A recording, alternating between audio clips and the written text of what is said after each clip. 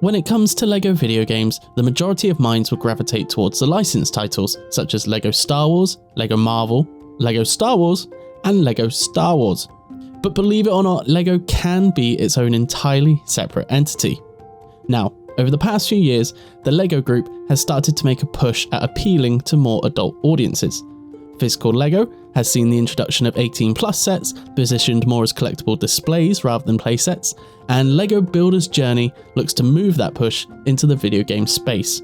It's a pure LEGO game that, while short, provides a charming puzzle experience for both LEGO and non-LEGO fans alike.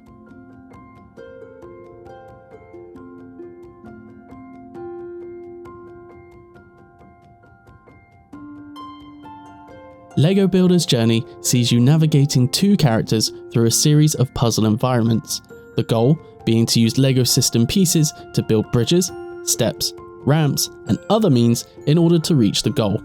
Each level is presented in the form of a diorama, short areas that will only take a few minutes maximum to complete. But the compact size isn't a bad thing here. It gives it a nice pick up and play feel and keeps the puzzle action going at a steady pace throughout. And with each level being constructed purely of genuine LEGO elements, as you would expect from a LEGO game, the diorama structure opens up the opportunity for LEGO fans to construct one-to-one scale versions of the levels themselves if they so wish.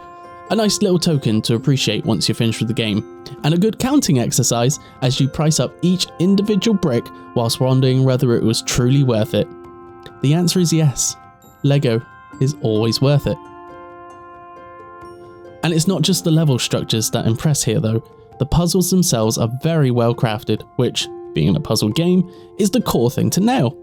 You would think that the premise of using LEGO pieces to build simple bridges would run its course fairly quickly, but Light Brick Studio have done a fantastic job at keeping each puzzle fresh throughout the entire game. The basics of simply connecting bricks remains the underlying mechanic throughout, but with each area, a new layer is introduced to switch things up. One area will task you with using tiles to create single path that winds from start to finish. Another provides machinery in order to manufacture new LEGO pieces. Much like the changing scenery, there's a consistent stream of new ideas and puzzles to keep your attention. None of the puzzles become difficult enough to bring the game to a halt either.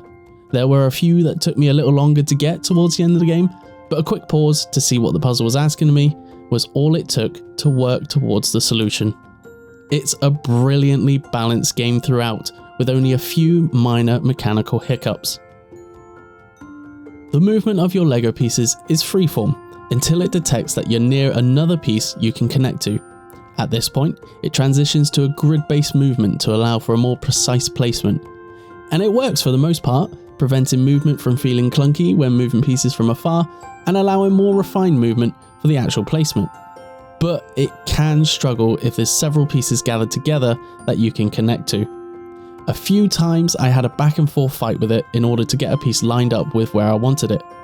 It didn't happen enough to cause long lasting frustration, but there was certainly the odd drawn out F upon my lips. The most confusing design choice, however, is 100% the controls. Playing on an Xbox controller, the analog sticks move your selected piece and the camera. Then the A button handles both placement and rotation. You press to rotate and hold to place. For the life of me, I can't think of why they didn't just separate placement and rotation onto two different buttons, especially since there's no other controls needed. It might just be me having multiple moments, but I found that fairly often I'd press to place a brick, even though I know I should hold the A button, and it would just rotate and then I'd have to line up the piece all over again. It's still not a deal breaker, but definitely the most annoying aspect of a game with very few annoyances. As well as being pleasing to play throughout its 2-hour runtime, and that's something I'll touch on in a bit, LEGO Builder's Journey is also a ruddy great bit of eye candy. The entire LEGO presentation is absolutely nailed. The plastic sheen as the lighting sweeps across each brick, and the almost tilt-shift-like setup of the camera really gives it that miniature feeling. Add on top of that the low frame rate animations for environmental objects like the cascading waterfalls of the cliffside or the bubbling swamps within the forest, and you've got LEGO visuals that aren't matched in any other game. And it doesn't just stop at visuals either. The soundtrack provides some nice relaxing tones as you venture through each level, but they're subtly left in the background so that the LEGO sounds can take centre stage. You know, the little clunk sounds whenever a bridge gives way and multiple pieces plummet to the floor, or that satisfying click when you connect two elements together. I know it sounds rather poncy, but it's these little details that just add up to create the most authentic LEGO presentation in a game to date. That authentic feeling also manages to carry over to the story that LEGO Builder's Journey tells. Now, I wasn't expecting much from the story, but what the game gives you is actually quite moving. It tells the tale of a father and son where the grind of work and everyday life interferes with much valued bonding and playtime. If you've heard the song Cats in the Cradle before, then you're looking at its gaming equivalent here. Sections will see you building LEGO castles together before the father's whisked away to a factory line, leaving the son to finish the build himself. It's a fantastic exploration of the balance between family, work and play, and one that will be highly relatable to a majority of parents and childhood LEGO fans. It is the perfect story to tell for the game's short runtime.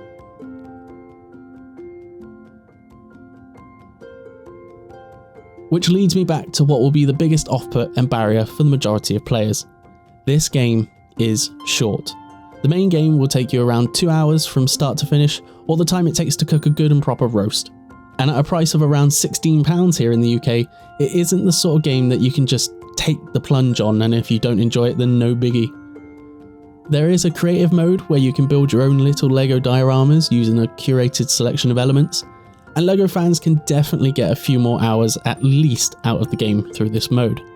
But if you're not a LEGO fan and are just curious or looking for a puzzle game, then this probably won't add much more incentive outside the main game to justify the price of entry. So, is LEGO Builder's Journey worth your time and money? If you're a LEGO fan, then I'd say absolutely pick this up.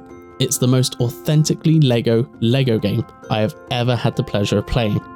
Lightbrick Studios have done a wonderful job in all aspects of this game, and the creative mode will give you that extra mileage compared to some other players. If, however, you're simply curious or are just looking for a short puzzle game to fill some time, then I'd say maybe wait for when you can pick it up in a sale. Don't get me wrong, it is 100% worth your time playing at some point down the line. It's just that the full price considering the length of the game is probably asking a bit too much for a big chunk of players. But all things considered, LEGO Builder's Journey is a fantastic time that takes LEGO games in an exciting direction, and I really hope that this is the start of some more purely LEGO focused games without the other licenses tied to them. LEGO Builder's Journey. Give it a go, yeah? We hope you enjoyed this review. If you did, and even if you didn't, give this video a little like, and if you've played the game, let us know what you think of it in the comments below. For more LEGO Builder's Journey, you can check out the Gamers Watch podcast episode in the bottom right where we discuss the game a bit more. And for more reviews, discussions, and gameplay, be sure to subscribe to Gamers Watch. Cheers!